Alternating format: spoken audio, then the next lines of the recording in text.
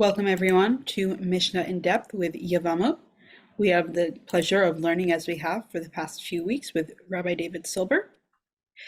This course is a project of Drisha's Rifka Rosenwein Mishnah Division and is sponsored by Rifka Rosenwein's family in her memory.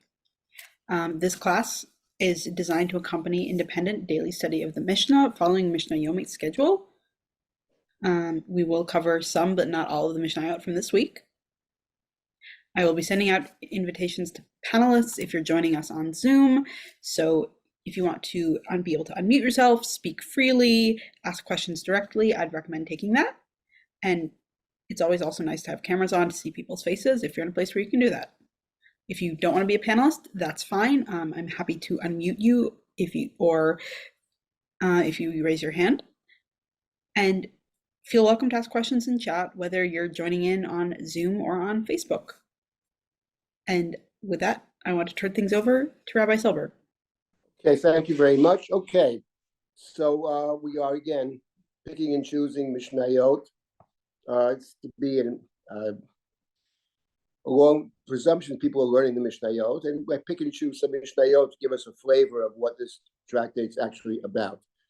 So I wanted to focus on two things this afternoon. One is that in Yevamot, which has many different pieces to it. One of the challenges is to figure out, is there some kind of thread that links the different pieces? But in any event, there were three mishnayot at the beginning of chapter 8 that deal with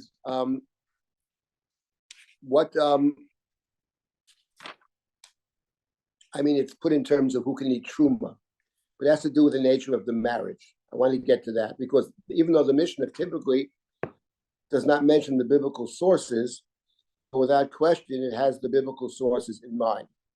In particular, there's a focus in Yevamot on a set of psukim in Devarim chapter 23. So I want to focus on that. And secondly, if you're doing the mishnayot, you certainly noticed that many of the mishnayot in these chapters deal with the question about who is permitted to eat truma. That is to say that truma is a gift you give to the Kohen, and truma, unlike say maaser, truma is considered to be something that has kedusha to it, holiness to it. When something is considered to be holy, it has all kinds of restrictions. So the mishnayot here often deal with who is permitted to eat truma. One might ask the question, why are these mishnayot so focused on who can eat truma? After all, there's an entire tractate called Masechet Trumot, which is found in the Seder Zraim, and presumably that's where these laws should appear. Why are they in Tractate Yevamot of all places? Now the answer to that question, and we'll get to that secondly, but I want to get to the other thing first, but the answer to that question is the following, that in my view, and that is that what Yevamot is dealing with, actually, the tractate, the main focus is on the Yevamah, the Yibum, the Chalitza, etc. The point of the Masechet is that even though a woman's married to some fellow who dies, no children, normally when a couple is married and one of the two die, that terminates the marriage. Marriage in the Mishnah and in Jewish law is terminated in one of two ways. One is through the death of either party, or the man giving the woman a bill of divorce called a get. Those are the two ways to terminate a marriage. Assuming the marriage is valid, there's another way to get there are certain situations where the rabbis uproot the marriage from the very beginning. The Talmud lists certain cases. The question is, how many more cases can you bring in? And there are other situations where the marriage never started in the first place. For example, if people get married under certain conditions, and turns out the conditions are not met, then that marriage never existed from the beginning. But if the marriage did exist, it's get and it's death. So death is the end of the marriage. So Masechet Yevamot is playing off the idea that that's not always the case. There could be a situation where the husband dies, but in some sense, perhaps, the marriage in some way continues. In other words, one way to understand Yibum is, even though the husband has died, but since there are no children and there is a brother, that first marriage is not really fully terminated. So that's a situation which interests the Mishnah and the Talmud in general. These kind of cases where something's in a different state. It is not full marriage. It's not nothing either, but rather it is some kind of a quasi state. Having said that, the Mishnah will then deal with other kinds of cases where there is some kind of a quasi state. So we'll get to this later. And one of the barometers as to whether there's a marriage or not marriage, or a full marriage or not, is the following. I'm going to come back to this. But there's a set of mishnayot in Yevamot, for example, that deal with the following. Let's say the one who's allowed to eat truma is a Kohen. Kohen can eat truma. A Yisrael may not eat truma. Okay, so the Kohen, and truma is a gift given by people who have crops. They take a certain percentage and they give it to the Kohen. So the Kohen may eat truma. But the point is that the Kohen's family and possessions, such as slaves, may also eat truma. So let's say a woman who's not a Kohen marries a Kohen, she can eat truma. So the question then arises, under what conditions may she eat truma? So the Torah says that if a daughter of a Kohen married a Yisrael, so the daughter of a Kohen is a Kohen. For all practical purposes, she's a Kohen. She can eat truma. She's in her father's house, it's called. So she eats truma. When she marries the non-Kohen, though, she becomes part of his house, as it were, and her ability to eat truma stops. No more truma. But the Torah says, if she marries the non-Kohen and she has no children, v'zera ein la, she returns back to the father's house, as it were, and she may once again eat truma. But only if she has no children. If she has a child from the Yisrael, she may never eat truma. As soon as the child's alive. If the child dies, she might be able to eat truma. But if the child is alive, she is not permitted to eat truma. This will be in the Mishnayot in Yevamot. You may have seen it. And the point of it is that here we have a situation. What's the relevance to Yevamot? Because here we have a situation where, let's call her Leah marries Reuven. Reuven dies. And however, for certain purposes, she's considered still married to Reuven if she has a child. If she has a child, that child is Reuven's child, and she is the mother of Reuven's child, so she is still considered part of Reuven's house, Reuven's bayit, and that permits her to eat truma. So this is, I would say, in the broader sense, this is something that very much interests the Mishnah. As we think of marriages, Reuven marries Leah, but maybe it's not exactly that way. Maybe it's Reuven marries Leah, but Leah is married to Reuven's house, Reuven's family, Reuven's whatever, and that may continue to exist even after Reuven's death. I give the example if they have a child together, and she's the mother of this child, and Reuven dies, there's no yibum because there's a child, but she's still connected to the house of Reuven. So that's the reason I think that truma is found in many of the Mishnayot. They're talking about truma. Truma is simply a barometer. I want to make that point. We'll come back later this afternoon to a few of the Mishnayot that deal with truma. Okay, but let me start with something else first, which is, if you look at the Mishnah, on the first three Mishnayot of chapter 8,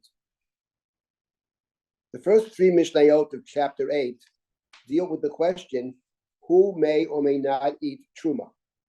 Once again, truma, of course, plays an role, but truma, as I said, is the barometer. So the Mishnayot in chapter 8, in the context of who may or may not eat truma, there are three Mishnayot, Aleph, Bet, and Gimel. And before we get to the three Mishnayot of Aleph, Bet, and Gimel, I'm going to focus mostly on Aleph and Gimel, but I want to point something out about the Mishnayot of Aleph, Bet, and Gimel. The Mishnayot of Aleph, Bet, and Gimel are related to various psukim in the Torah. I'll stop after a few minutes to take comments or questions. You can always speak up. So if you open up the Chumash, you'll see Devarim chapter 23. Devarim chapter 23. Now, some of these psukim are very difficult to know what in the world they mean. If you look at Pasuk Aleph is a good example of a pasuk that is very unclear what it means, and the Gemara actually has a whole discussion about this. So it says, the first verse says, for example, Lo yikach ish et eshet aviv, lo yigaleh kanaf aviv. The question is, a man may not marry his father's wife. That is to say, it's not his mother. His father can have more than one wife. So he can't marry his father's wife. His father died. If she's a married woman, of course he can't marry her, but she's not a married woman anymore. Say the father died, divorce, death. Fine, we got that. But what in the world do the last four words mean? Lo yigaleh kanaf aviv. Not to, here they translate, not to remove his father's garment. What in the world does that mean? I mean, what does kanaf aviv mean?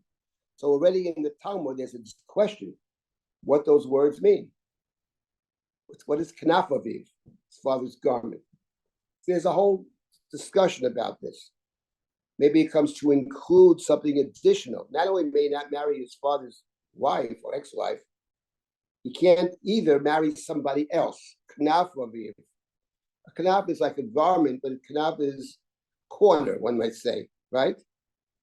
A kanaf of the corner of the garment. So it's somebody, I'm just giving this as an example without getting into it. It's somebody who had a relationship with his father, but not exactly his wife. Maybe it's somebody his father slept with. Maybe it's somebody his father seduced. Maybe it's somebody his father raped. This also possibly might be forbidden. It's not his father's wife, but someone who consorted with his father. Let's give this as an example. These psukim are not clear. Remember, the Mishnah has a kind of halachic lens, and the Gemara follows in its footsteps on these verses. Whatever the plain meaning is, they're looking for additional meanings. That's verse number 1. Now let's just go down and let's just go through this very quickly. The next one talks about a psua daka and a chilut shavcha. Some man whose genitals or part of it had been crushed, cut off. And then it says, such a person, lo yavo b'kal Hashem, may not be admitted to the kahal Hashem, to the congregation of God. What does that mean? May not be admitted to kahal Hashem. And we'll see as we go through these verses that the term kahal Hashem appears over and over again. And the Mishnah and the Gemara take a certain position about what that's going to mean. That's verse number 2. Let's just go through this very quickly. Verse number 3. Lo yavo mamzer b'kal Hashem. A mamzer may not enter kahal Hashem. Gamdor asiri. Lo yavo lo b'kal Hashem. Even the 10th generation may not enter kahal Hashem. Now, one of the questions is, and it's a pretty good question, what does the word mamzer actually mean? And the answer is, who knows what it actually means? The word mamzer appears in the Bible exactly 2 times. It appears here, and appears in the book of Zechariah, in chapter 9 of Zechariah. There's a verse, the mamzer will dwell in Ashdod. Vayeshev mamzer bi-Ashdod. What does that mean? What does the mamzer mean? We know what the Mishnah says. We saw it, the Mishnah in Yevamot has a discussion who was a mamzer. There are actually 3 different Tanaitic opinions in the Mishnah, if you recall, who was a mamzer. Is it someone born of an illicit marriage? That's Rabbi Akiva. It's and there are a couple of different shadings of Rabbi Akiva, and fundamentally that's his position. It's someone born from an incestuous relationship whose punishment is karet or death, but even karet, whatever karet means, excision. Or the third opinion, Rabbi Yoshua, is even more restrictive. It's somebody who's born of a relationship that's a capital offense. Because not all of the arayot are capital offenses. Some are isurei karet, and some are isurei mita. So there are 3 different opinions, but they all agree about one thing, that a mamzer is a child born of some kind of serious illicit relationship. The truth of the matter is, okay, that's certainly very possible, but the word mamzer is a very strange word, and it's very unclear when you read the Chumash what it means. And by the way, I noticed that the Karaites, they're very interesting. The Karaites think mamzer means something different. I'll come back to that. I'm not saying it's correct. I have no idea. But the fact is, they say something very interesting that I'll come back to. But remember, what we're thinking about when we look at the Mishnah is, what does it mean, Kahal Hashem? May not enter the congregation of God. Now let's take the next verse. Lo yavo Amoni uMoavi b'Kahal Hashem. An Ammonite and a Moabite may not enter the congregation of God. Gam Dora Siri lo yavo lahem b'Kahal Hashem ad olam. Even unto the 10th generation, no Ammonite or Moabite may ever enter the congregation of God. And now the Torah explains why in the next few verses. Let's scroll down and see why. So it says two reasons. Because when we left the land of Egypt to go to the promised land, they didn't greet us with bread and water. That's number one. And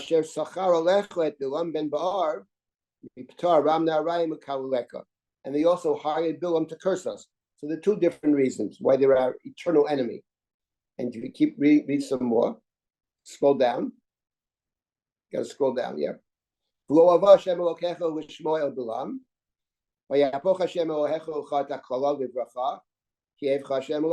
God did not permit Bilam's curse to take effect. God reversed it. Okay, next verse. And then the Torah says next, seek not their good and welfare all of your days as long as you live. That's verse number 7. Now let's continue with the next verse. You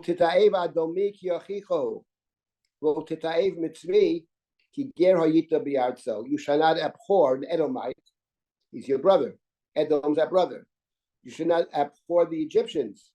Remarkable verse. You are a stranger in the land. We lived in the land of Egypt.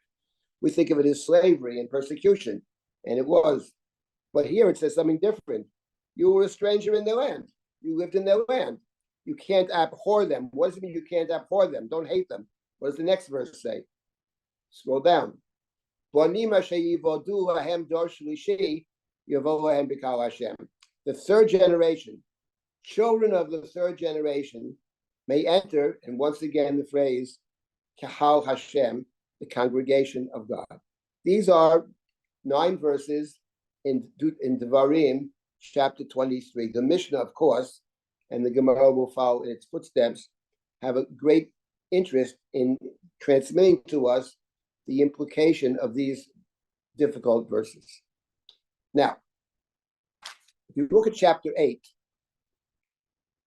there's something actually very interesting about these rules. You have, we leave out the first verse, whatever that means. Then you have this Pitsua Daka business in verse number 2. You have Mamzer in verse number 3. You have Ammon and Moab in verse number 4, in verse number 5, in verse number 6. Then you have Edom, and you have Mitzrayim. All these rules. And what's interesting is, first of all, what does the Mishnah presume it means? Lo yavo lahem b'Kahal Hashem. We would have said, I think, I'm guessing what we might have said if we didn't have a Mishnah. It means very simple. They're not part of the Jewish people. Somebody is a Moabite or an Edomite. Says, I want to join the Jews. I want to be part of the Jewish people. We have a principle in Jewish law that you may join the Jewish people. It's not a closed club. It is open to the world. Anybody who wants to join, who's serious about joining, conversion or joining the people, use whatever term you want. There's a whole procedure whereby you may join the Jewish people. And in fact, interestingly enough, the rules about conversion are primarily in Tractate Yevamot, not in the Mishnah. The Mishnah never actually mentions how one converts altogether. Striking, it doesn't mention it. But the sugyot of conversion are all in Tractate Yevamot, almost all of them. So there is such a concept. The Ramban famously says, why is it that the Ramban implicitly says, how can conversion exist? You're not born Jewish. How can you become Jewish? Answers the Ramban, amazingly enough, he says, you know something? Because we're all converts. Because the whole process of leaving Egypt and standing at Sinai and receiving the Torah and preparing for this event was a process of conversion. So how could Chris over there convert? Because David also converted. We're all converts. Sinai was a process of conversion. So therefore, we would have said, okay, that one can convert, but a Moabite or an Ammonite or a Mamzer, they're not part of the Jewish people. But the Mishnah does not assume that. The Mishnah assumes quite the opposite. The Mishnah assumes that anybody can convert to Judaism. So what does it mean they shall not enter the congregation of God? If they can convert, says the Mishnah implicitly, what it means is something else. They can convert, yes, but there are restrictions upon whom they can marry. They cannot marry another Jew. Now, the Mishnah, not here, but in Kedushin, will actually qualify that. The Mishnah has a whole system of who is permitted to marry whom. I will say that, broadly speaking, I don't think that particular system of who A can marry B, or the caste system or whatever, speaks to a lot of people today in terms of how we see the world. But the Mishnah is actually interpreting the verses in a very non-restrictive way. They can be Jews. It's a question of whom they can marry. Okay, that is a very important point. The second point I want to make before we come to the mishnayot, 1, 2, and 3, is that all of these cases, the Mamzer, the Krut Shavcha, the Ammonite and the Moabite and the Mitzri and the Edomi, what is true, all of these cases over time, and even found in the Gemara, that all of these cases, there's a attempt by the rabbinic tradition to more or less eliminate them. In other words, you have over here, let's take the last 4 cases. You have the Ammonite and the Moabite, the Ammoni and the Moabi, and the Mitzri and the Adomi. So you have a story in the Gemara, not in the Mishnah, in the Gemara, where someone came to, was from either Ammon or Moab, a convert, came to Rabbi Gamliel.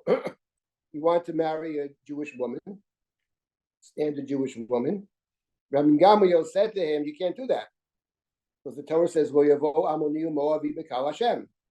which they interpret to mean you can't marry a Jewish woman. You are a Jew. You can't marry a Jewish woman. And Rabbi Yoshua said to Rabbi Gamliel, that's not so. After the Sancheriv came and declared war against the Jews, and Sancheriv was an important general, and et cetera, and all the nations got all mixed up. Populations were transferred. We don't know anymore who's an Ammonite or a Moabite or a Mitzri or an Adomi. You have no idea. So therefore, we have to assume, we make the assumption that anybody who comes is not from any of these groups. Is not an Ammonite, and not a Moabite, not an Egyptian, and not a Mitzri, and not an Adomi.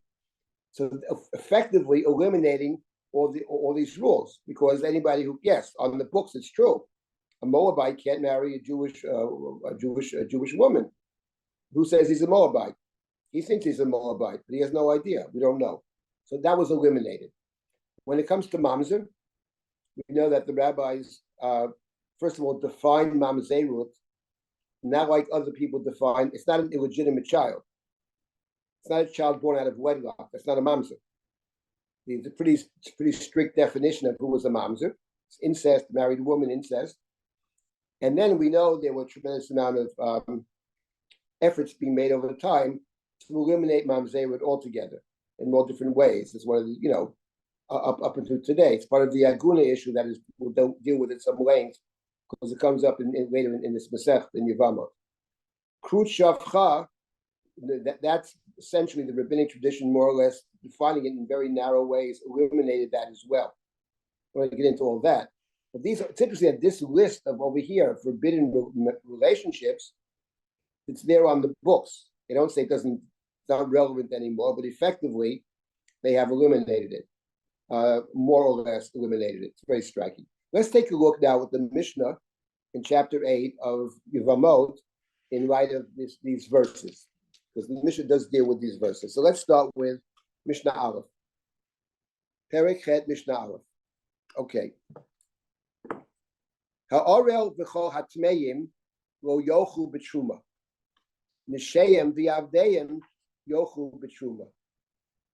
Psua daka chut shavcha hein v'yavdeim yochu. U'nishayim lo yochu. V'im lo yida'a mishanasa psua daka chut shavcha harei elu yochu. So the first Mishnah, we'll take a look at this Mishnah and the third Mishnah. But the first Mishnah says this. First of all, it starts with the Ariel. What is an Ariel? An Ariel is a man who was not circumcised. It's a Kohen. Now, why wasn't he circumcised? So Rashi comments, not because he's not an observant Jew, he's very observant. Rashi says the case is talking about even, let's say, who was uncircumcised for the following reason. His two brothers had circumcision and died. Under such a scenario, we don't permit the third child to have circumcision because it's too dangerous. Because there's a presumption that if his two brothers die from circumcision, maybe they're hemophiliacs or who knows what, so he's not permitted to have circumcision. So he's not a non-observant. He could be the most observant person in the world, but he is in fact an Ariel. He's uncircumcised, and if he's an Ariel, says the Mishnah, he's not permitted to eat truma. And that is one example. And secondly, v'chol hatmeim, somebody who is tamei is defined as ritually impure, whatever that means. There's many different ways to become tamei. There's a whole seder of the Mishnah, Taharot, which deals with Tumah and Tara. It's, by the way, by far the longest seder of the 6 sedarim of the Mishnah. They're not allowed to eat truma. However, they are Kohanim. They're not disqualified as priests, just they can't eat truma. Therefore, their wives and their slaves may eat truma. Nishayim v'yavdeim yochu b'truma. Now, the truth of the matter is that nowhere in the Chumash does it say the Aro can eat truma. Tameh is another story, but it never says that an Aro can eat truma. That is derived. There's only one rule that in the Torah speaks about the Ariel. The Ariel may not eat the carbon Pesach. That's in the Chumash. The Gemara derives, or the Mishnah presumably derives the rule of Truma from the carbon Pesach. We'll leave that out for now, but that's the derivation. But they are Kohanim, and therefore their wives may eat Truma, and their servants may eat Truma, the slaves. And by the way, a Tameh can also become Tahar. Tameh today, not Tameh forever. So when they're Tameh, they can't eat, but their wives and slaves can eat. The Psua Daka, however, they are also allowed to eat Truma. Okay, because they're Kohanim. It doesn't affect Arel and Tameh. Tameh certainly can't eat Truma. In the status of Tumah, you can't work in the temple, you can't touch sacred food, you can't eat sacred food. But the Psua Daka is not permitted. It's a marriage prohibition. But they're Kohanim. They can eat Truma, and their wives may eat Truma, and the servants may eat Truma. And if he didn't have relations with his wife from the time he was injured and became a Psua Daka, then they may eat as well. The wives of Psua Daka can't eat. They can't eat, the wives, because their relationship is forbidden. And if the woman enters into a forbidden relationship with a Kohen, that disqualifies her from the eating of Truma. But if they were married for many years, then he had an accident, and he became a Psua Daka, and they don't sleep together anymore, then she is permitted to eat. This is the first Mishnah. So actually, interesting in the Mishnah, the Chiddush, I would say, is the first word, the Ariel. That's, for whatever reason, the Ariel is considered to be disqualified, and it listed together with the Tameh.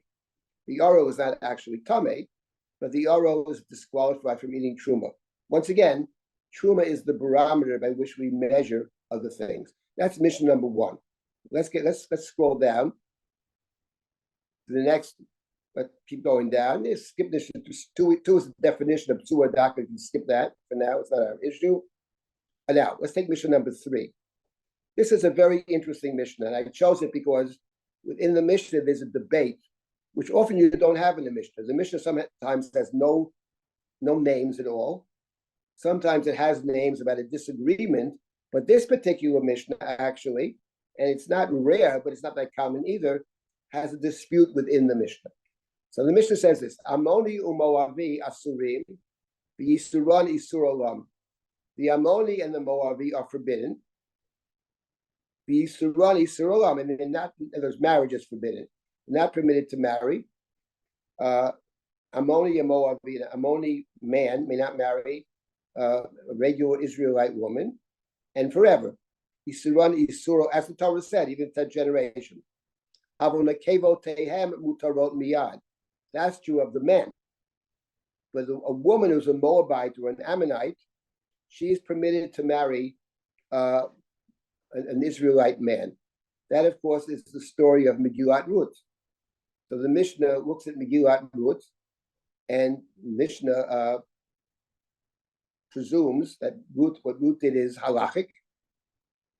Boaz gathered the elders and he sat down and they agreed that Boaz is marrying Ruth. So therefore, we have this rule that the rule of Ammon and Moab applies only to the men. But the women are permitted right away. They don't have to wait at all. Not one generation, not two. Mutarot miyad. That's the first statement in the Mishnah. Mitri va'adomi enam asurim elad shosha darot. When it comes to Mitri and Adomi, it's a pasuk in the Chumash, we just saw it. They are forbidden until the 3rd generation. Echad zecharim v'echad nekevo. That's true of men or women. So if a woman, they're talking about someone who's Jewish. She converted to Judaism. These are converts. So she can't marry a regular Israelite man. She can marry certain other people, but she not get into that.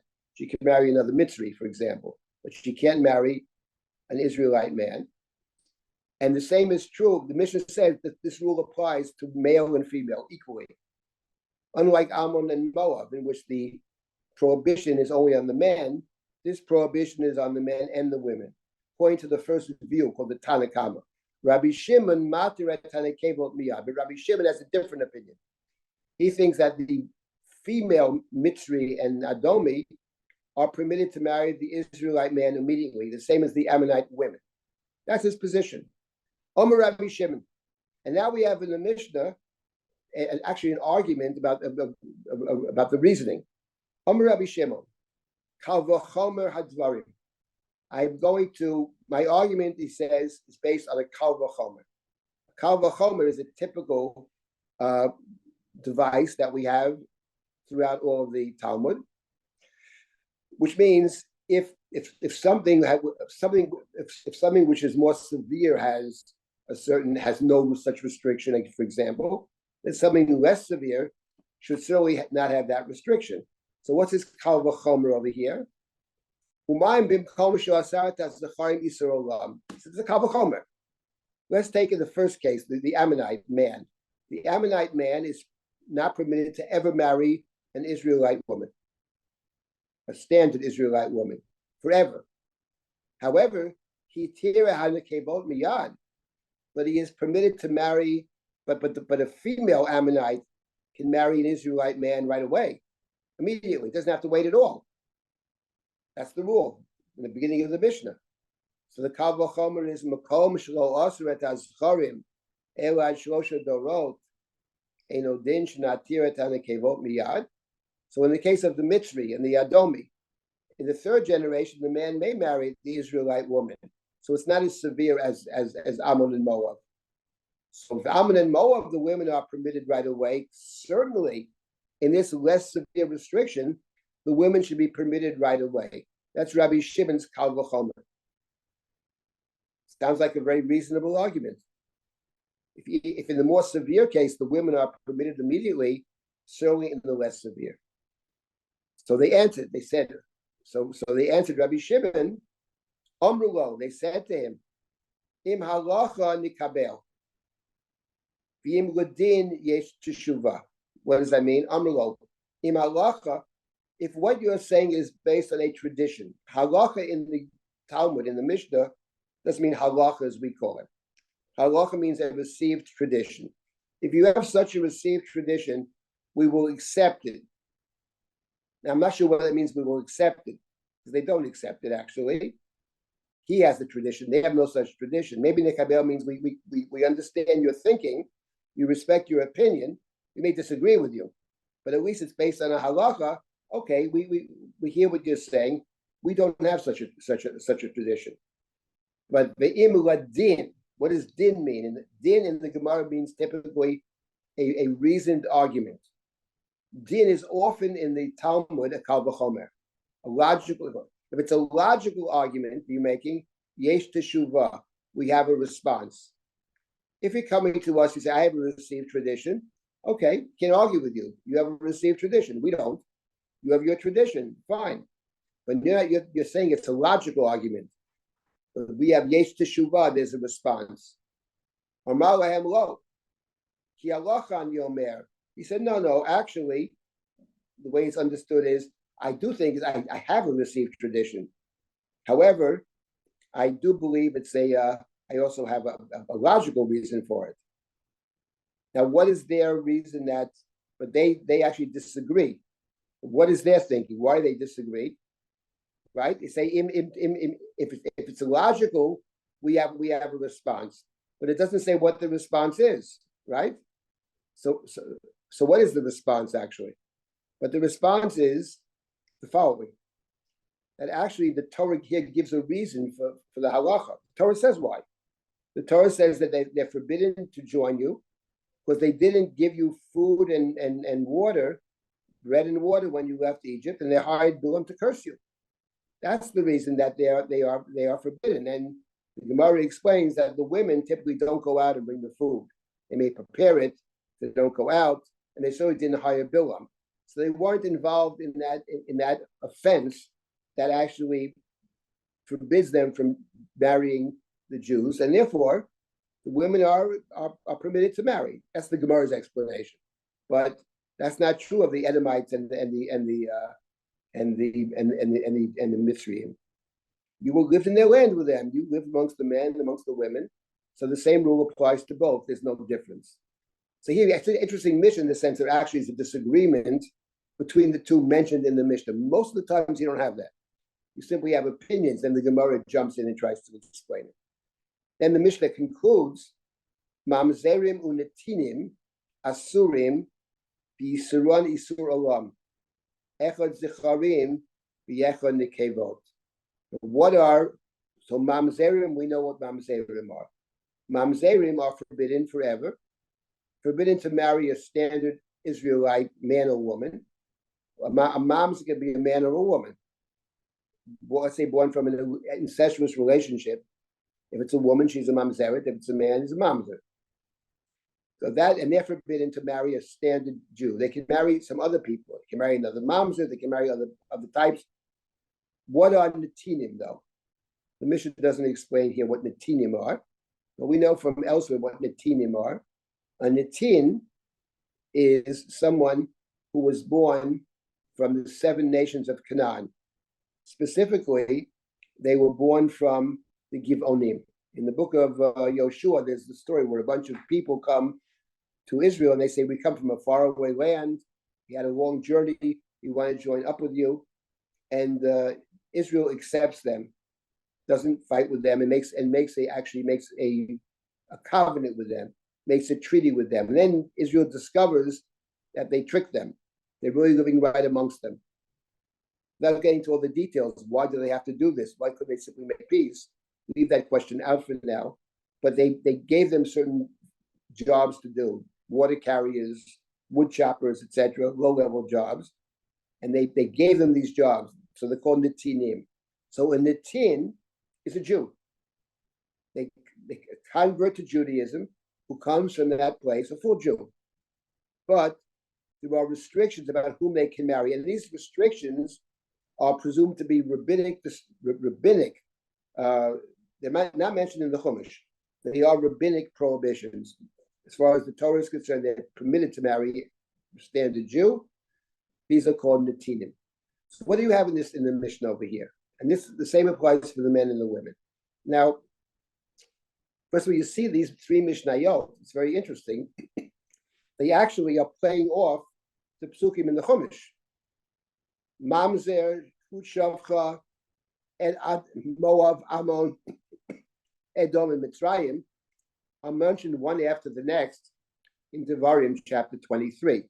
It's a good example, and I chose this just to demonstrate that even though the Mishnah doesn't have a commentary on the Torah, but obviously the Mishnah is looking at chapter 23 of Devarim and discussing and sort of codifying rules that are related to Devarim chapter 23. Before we continue, let me just stop here for a moment and take any comments or questions people may have about anything that we've discussed so far here. And if you're an attendee, I'm happy to unmute you.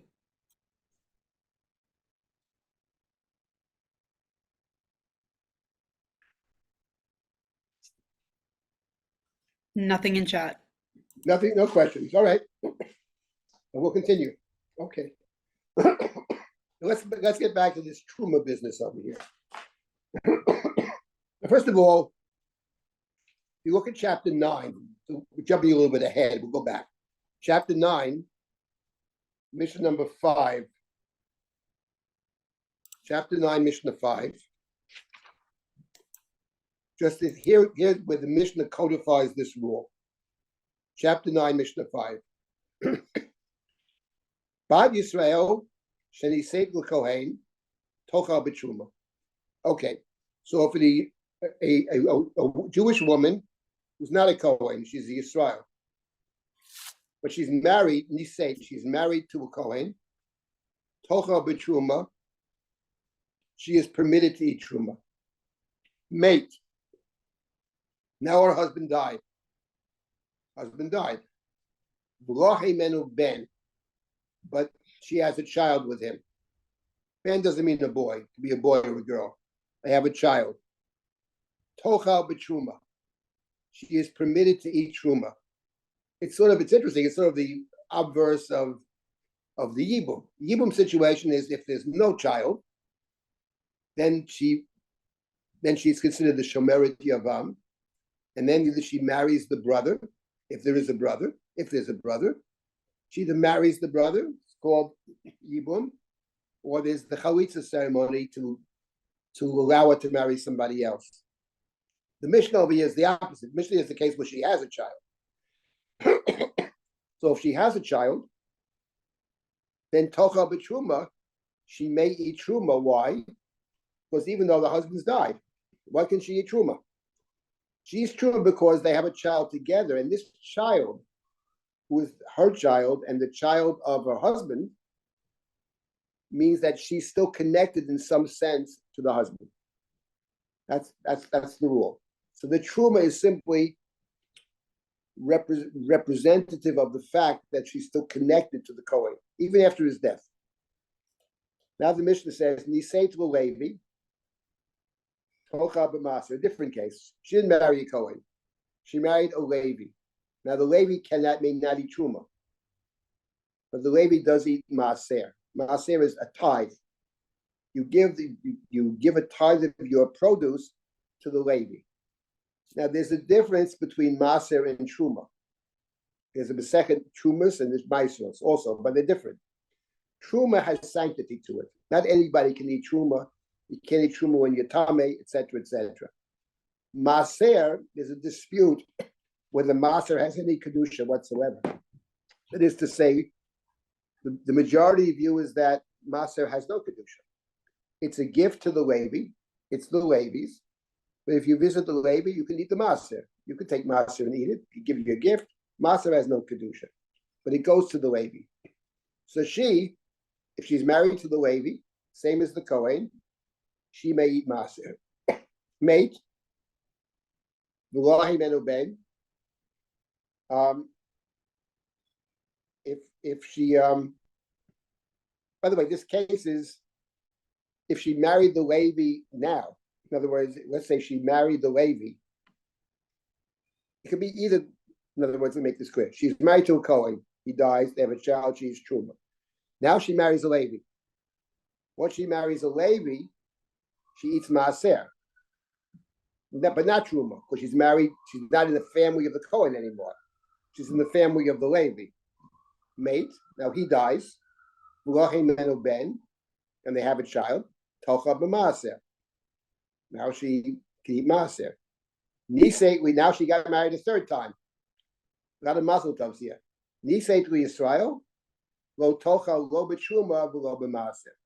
Now when she married the Yisrael, she may eat neither truma nor Maaser. In other words, if she's married to someone else, according to this Mishnah, she becomes part of that family.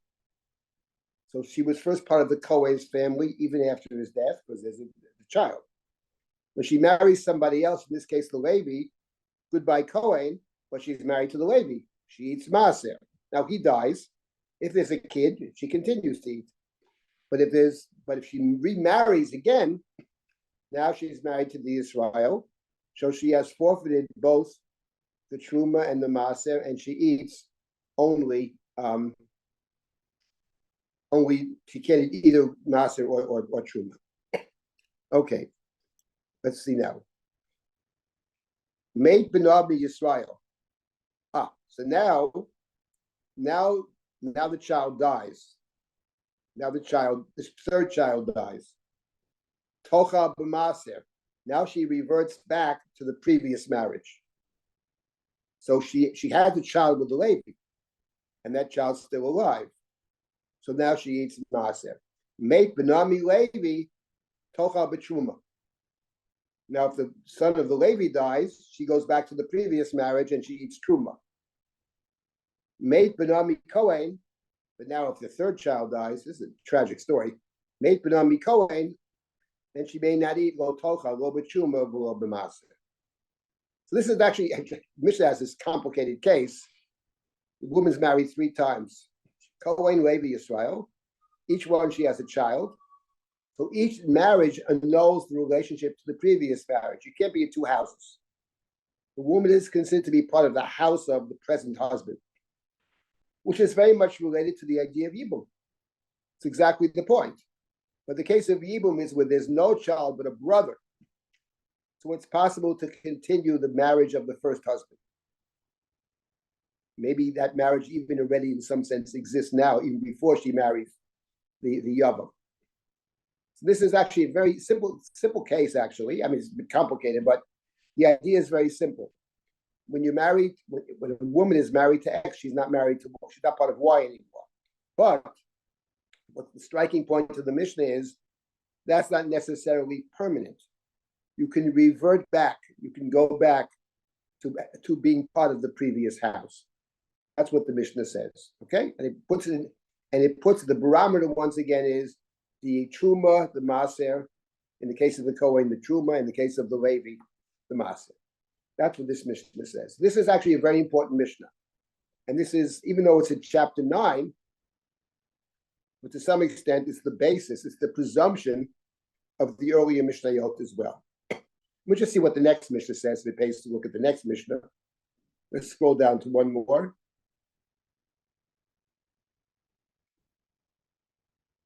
Yes, we'll just read this very quickly. This Mishnah is the flip side of the Mishnah we just did. This is the opposite case. This is not where the woman is married to a Kohen, it's the opposite. It's where the woman is a Kohen, she's a Bat Kohen, and marries the Israel. Now, this case actually is very interesting. This is a case that mentioned in the Torah. The Torah has the first case in the Mishnah is not in the Torah, namely where a Yisrael woman marries a Kohen, that's not in the Torah. But where a Kohen marries a Bat Kohen marries a Yisrael is in the Torah. So that's what the Mishnah Bat Kohen should state with Yisrael lo tocha b'truma. She may not eat truma because she's not part of the Kohen family anymore. She's married to a fellow who's a Yisrael. Mate v'lo ben. Now he dies, but they have a child. Lo tocha b'truma. She may not eat truma. She has no husband, true, but she's still connected to the husband through the child. Nisei tu Levi, tocha b'maser. It's exactly the same. Mate, loy menu ben, tocha b'maser. Nisei tu Kohen. Now she marries a Kohen, tocha b'truma. She may eat truma. Mate loy menu ben, tocha b'truma. Mate benami Kohen, lo tocha. Gotta scroll down. Lo tocha b'truma. Mate, but she eats maser. Mate benami Levi, lo tocha b'maser. Mate benami Yisrael. Now if the child, the third husband died, right? The son of the third one died, of the Yisrael died. Then she goes back to the father's house. Then she can eat truma, right? It's exactly the opposite. Chozeret lebeit aviyah. She goes back to the father's house. Yalzen nemar v'shavel beit aviyah kilureh b'lechem aviyah tochel. So the Mishnah has. It's funny. The Mishnah reversed the order because this Mishnah actually is in the Chumash. That is to say, the Bat Kohen who marries the Yisrael. That's the pasuk. And they cite the verse that if she has a child with the Yisrael, she may not eat truma. But if they have no child or the child dies, that's what the Mishnah added. If the child dies, that's not in the Chumash. The case in the Chumash is there is no child, but the Mishnah added a detail. The two Mishnayot added a detail, even if there is a child. If the child unfortunately died, then also she reverts back to the previous state. Okay. So these two mishnayot are sort of foundational mishnayot for what comes earlier. Again, the idea being that marriage, we see as Reuven marries Leah, but the way the Mishnah sees it is, to some degree, Leah is married to Reuven and Reuven's family, Reuven's bayit. And that can exist even where there is no Reuven. That's the assumption.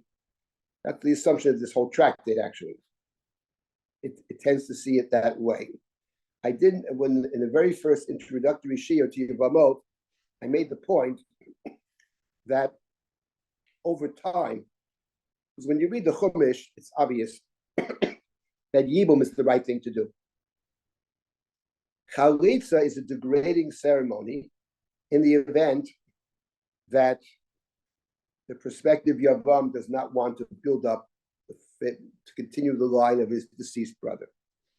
But already in the Gemara, there's a dispute about whether that's actually the case, or whether Yibum and Chalitza are not equally valid choices. And nowadays, this was a big question in the state of Israel was founded. Nowadays, Yibum is not really an option. Nowadays, it's always Chalitza. And different reasons are given for that, why over time, Yibum has more or less been eliminated. But I think in my view anyway, the best reason is that actually we don't see these relationships this way anymore. Showing that in the Ashkenazic world, we understand you marry X as a family, but the idea of these deep connections, that somehow you're continuing the line, that the brother-in-law continues the line of the brother, and that child that's born is the brother's child. That's something that's very far from our conception of family in the Western world. This sort of broad-ranging idea of family, and therefore the idea of Yibum, given our present conception of family, doesn't really seem to make much sense, and in fact has more or less been eliminated. Other reasons are given, but I think that's actually the best reason. Okay, we still have a few more minutes. Let me say, so any comments or questions here? Anybody? No comments or questions on the mishnayot. Okay, fine. I have a million questions, but okay, fine. Excuse me. Can Yes. you just tell me when it says, 1 minute, when it says 3 generations, how do you get Yes. to 3 generations? Who do you marry for those 3 generations? Right. So as I mentioned before, there are two I'm sorry, options. I was late. No, it's okay. So first of all, you can marry another Mitzri. You can marry another Mitzri. Let's start with that. That's A. Number 2, there's the mishnayot that appear at the very end of Masechet Kedushin, which have a whole system of who may marry whom. For example, there's a great dispute about a convert if the convert permitted to marry these what they call psulim, mamzer, nitin, etc., is the prohibition any Israelite woman outside of the parallel problem, parallel psul, one could say, or the convert is permitted to marry anybody. So that's a dispute in the Gemara. According to one view, the convert can marry anyone. But let's take a mamzer. Who can a mamzer marry? Mamzer can marry another mamzeret, or mamzeret can marry a mamzer. And the question is, the psulim can marry. These are the mishnayot that appear in the very end of the 3rd chapter of Kedushin and the beginning of the 4th chapter of Kedushin. And there's some complications there. As I had said at the outset, I think that, I'll speak for myself, I think that these rules and regulations strike me as very much not consonant with how I see the world, I mean, I also think that the rabbinic tradition, when it comes to things like mamzer, there's a very strong effort throughout our history, and certainly in modern times, to simply eliminate mamzer altogether. And there are different ways of trying to do that. It comes up when we get to Aguna, which we'll get to in 1 or 2 weeks. That's where this issue has come up a lot. After the Shoah, for example, where millions of Jews were murdered, and millions. We don't know exactly how many million. Right. Say 6 million is an estimate. Could be more than 6. I always suspect it's more than 6, but but the fact is, a lot of people, they disappeared. We don't know what happened. We know they went to the death camps or whatever. We never heard from them again. We have no evidence, hard evidence they actually died. And there are these women they were married to, and what do you do? So there was enormous efforts made to find solutions to allow all of these women to remarry. One of the main people that worked on this was Rabbi Herzog, the father of the present president of Israel, and the father of his brother Michael, was the ambassador. I'm sorry. He worked on these issues. So thank you so much. Yeah, so this is the last Mishnah in Seder Nashim, which is Kedushin, which we would start with the first Mishnah, which would be Kedushin, but in the order of the mishnayot, which are based largely on size order. And Kedushin is only 4 chapters long, so it's the last one. Anyway, we'll hopefully get there someday. We'll get there someday. Okay, so we still have a couple of minutes. Actually, there's one question in chat from Elena. Yes. She asks, if today 2 people did want to marry for Yibum, would the rabbis try and prevent it? That's a very good question. I think, generally speaking, in Israel, it came up in Israel. Let me just take the remaining time and talk about this. It's actually what happened when we came to Israel, when there was the immigration to Israel. So we know, half the Israelis are Sephardic Jews coming from lands, about half of them. And the establishment was an Ashkenazic establishment. The Sephardic Jews, some men had more than one wife. Was the prohibition of having more than one wife? So it was influenced it started actually by influence of foreign influence. Rabbi Gershom, Rabbeinu Gershom, Chaim de Rabbeinu Gershom forbids a man from marrying more than one wife. It forbids a man from divorcing a wife against her will, etc.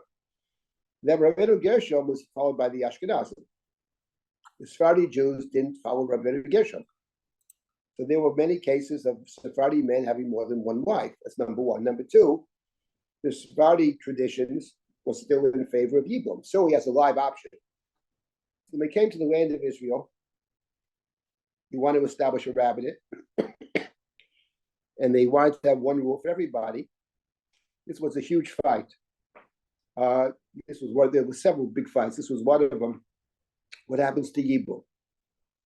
So the Ashkenazim, with the help of certain Sephardic rabbis, pushed through the rule that fundamentally outlawed Yibum. Now, I was told that actually there are some rare cases where some men have done Yibum, but for the most part, on the books, I think it is, let's say, if it's minimally highly discouraged, and actually it's fallen out of practice as far as I know. That's not to say there aren't some odd cases where people have done this, but fundamentally the Ashkenazic rabbinate ruled over the Sephardic, and to basically had their way. One of the people who actually was the great defender of Sephardic traditions. I don't know about Yibum, but in general, he made the point that we Sephardim have traditions which are just as valid, if not more valid, than the Ashkenazim. Was the former chief rabbi of Israel, Rabbi Avadia Yosef, who was a beloved figure in the Sephardic, a person of enormous amount of mind-boggling amount of knowledge, by the way, a certain approach to learning. But that was one of his main points, that the Sephardim have to stick to their practices, their customs, etc. And of course, it's certainly true that the Sephardim have a glorious tradition in terms of learning. I mean, the Rambam, the Ramban, the Shulchan Aruch, you name it. So that was his point, actually. But what happened with the politics of it was essentially that the Ashkenazic rabbinate got their way and pretty much eliminated Yibum altogether. I was told that there are some rare cases where people on their own just do Yibum, but that's very, very few and far between. On the books, I believe it's not done. So this was the issue of that it raises about communities with different practices living together. This was one of the big fights, actually, in terms of Yibum. Now, let me stop at this point. What we're going to do is next week we will look at some more Mishnah. In 2 weeks, I want to start with chapter 10, which is the aguna. Aguna is one of the big issues in the mishnayot of Yevamot. I presume you're learning on your own the Mishnah, and if you have questions, I'm happy to take some time out and hear questions and do my best to try to answer them. So we'll continue next week. Start with Mishnah, the 9th chapter, a couple of other things, and maybe even we'll start with Mishnah, the 10th chapter. Thank you all. All right. Thank you, everyone, for joining. There are 2 new classes starting this week, one on Tuesday night with Rabbi Leah Sarna at 8 p.m. Eastern, Hanukkah, Holiday of Home Buddies, and on Wednesdays at 8 p.m., Rabbi Sarah Wilkins-Feld's class, Technologies of Transmission, as well as our annual Bohm Memorial Lecture, which will meet on December 3rd at 7 p.m. with Dr. David Shiowitz on the topic of nature and supernatural in medieval Ashkenaz. I am going to go post the link to register in the chat, and everyone can have a wonderful afternoon or evening.